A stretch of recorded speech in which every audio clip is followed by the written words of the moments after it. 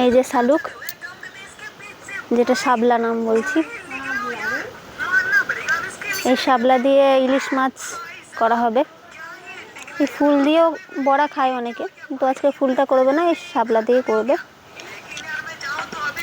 তো দাদু এখন শাপলাগুলো ছাড়িয়ে নেবে।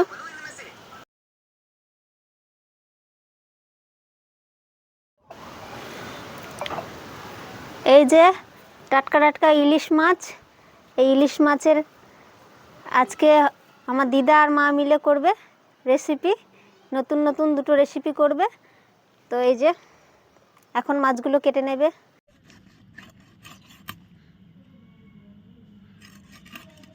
পরে বের করে এখন কাইটেই থাকবে, ওই মুখের কাছেই থাকবে, থাক বলি।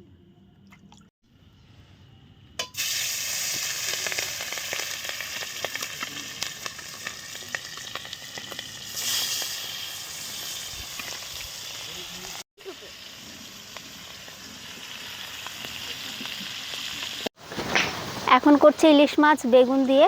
তো দেখো এই যে মা, এই যে দাদু, এই যে মাছটা প্রথম ভেজে নিচ্ছে। মাছটা ভেজে নিচ্ছে, এর ভেতরে কালো জিরে দিচ্ছে, সোমবারে ফোড়ন দিলাম,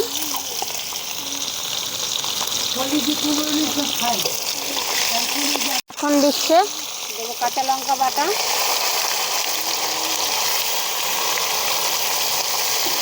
আর জিরে বাটা। কাঁচা লঙ্কা দেবো,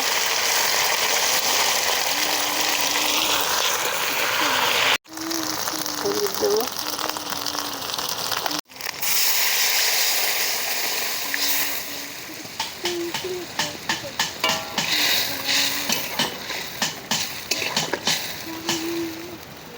মানি প্ল্যান্ট গাছ, কত বড় বড় পাতা হয়েছে মানি প্ল্যান্ট গাছ। আজকে আমি মাকে বললাম যে উনুনে রান্না করো, উনুনে রান্নার ভিডিওটা দেখায়। আর আগে প্রায় উনুনে রান্নার ভিডিও আমি পোস্ট করতাম, একটা আলুমতি কিচেন বলে একটা ইউটিউব চ্যানেল চালাতাম, যেটা বিয়ের আগে আমার মায়েরই ভিডিও, কিন্তু এখন সেটা করা সম্ভব হয় না, যেহেতু বিয়ে হয়ে গেছে আর আমি থাকি শ্বশুরবাড়িতে। তো আজকে যেহেতু এসছি এখানে, মাকে বললাম চলো আজকে আবার একটা উনুনে রান্না করো। আর উনুনের রান্নার খেতে কিন্তু খুব টেস্টি হয়, যেহেতু সবাই অনেক লোক এসেছিলো, দিদিরা, দিদা, দাদু সবাই এসেছিলো। তো বললাম চলো বাইরে আজকে রান্না করা যাক। দেখো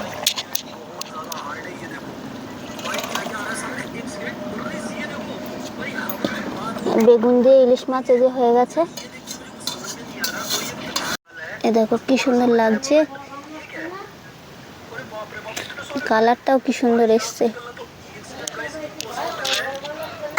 এখন হবে কচু শাক, তার জন্য তেল দিয়ে দিচ্ছে। প্রথমে মাছের মাথাগুলো ভাজা হবে।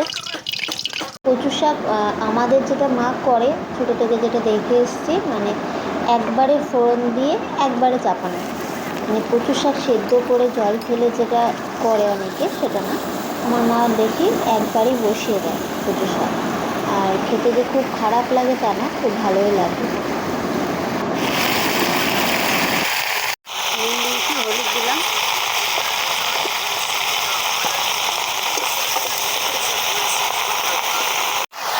এবার ঢাকা দিয়ে দিচ্ছে। কচু শাকটা উঠিয়ে দেখলো কতটা সেদ্ধ হয়েছে, একবার নেড়ে চেড়ে দিচ্ছে। মাছের মাথাটা দিয়ে দিচ্ছে।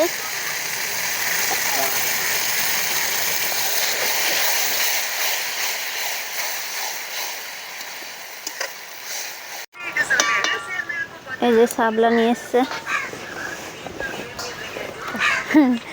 এই শাপলা দিয়ে হবে, তোর মতো নিয়েছে সরু সরু শাপলা।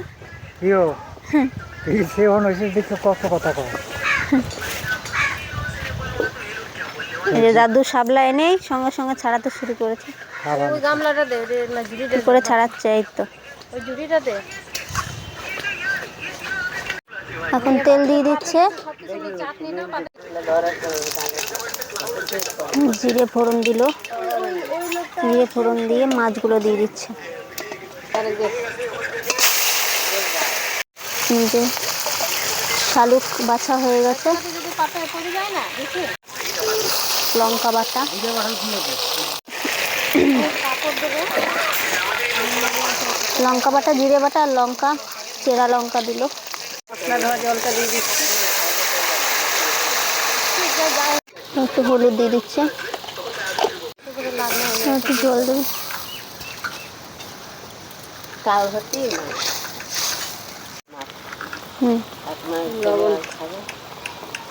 আমার দিদা দাদুরা হচ্ছে বাংলাদেশের লোক, তো ওই কারণে শাপলাটা খাওয়া দিদা দাদুর কাছ থেকে শিখেছি। মাও কিছুটা জানে। আমাদের ফ্যামিলিতে শাপলাটা খাওয়া হয়, অনেক ফ্যামিলিতে হয়তো খায় না জিনিসটা, কিন্তু আমাদের খুব ভালোই লাগে আর খুব স্বাদ করেই আমরা খাই। যেমন এই শাপলা দিয়ে ডাল, শাপলা চচ্চড়ি, আর মাছে দিয়ে যেমন আজকে খাচ্ছি আমরা, আমাদের খুব ভালোই লাগে।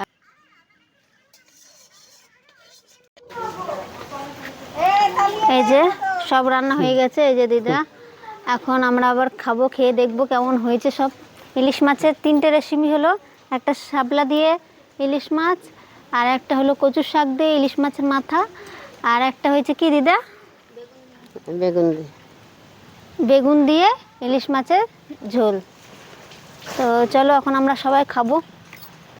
এই যে 3 রকম, এটা কচুর শাক, এই যে বেগুন দিয়ে ইলিশ মাছ, আর এই যে শাপলা দিয়ে ইলিশ মাছ।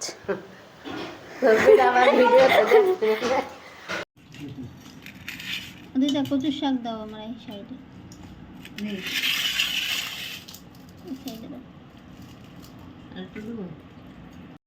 প্রথমেই খাওয়া শুরু করছি ইলিশ মাছ ভাজা আর কচু শাক দিয়ে। এই দেখো কচু শাকটা কত সুন্দর গলেছে, আর কালারটা দেখো একটু হালকা গ্রিন গ্রিন আছে। সেদ্ধ করে ফেলে দিলে হয়তো কালারটা একটু মানে কম হতো, গ্রিন ভাবটা থাকতো না। ঠিক আছে, চলো আমার ভিডিওটা আজকে এখানেই শেষ করছি। আমার ব্লগটা কেমন হয়েছে অবশ্যই কমেন্ট করে জানাও, আর দেখা হচ্ছে নেক্সট ব্লগে। আর হ্যাঁ, নতুনরা অবশ্যই একটা করে সাবস্ক্রাইব করে পাশে থাকবে, নেক্সট ভিডিওগুলো তোমাদের কাছে অবশ্যই পৌঁছাবে।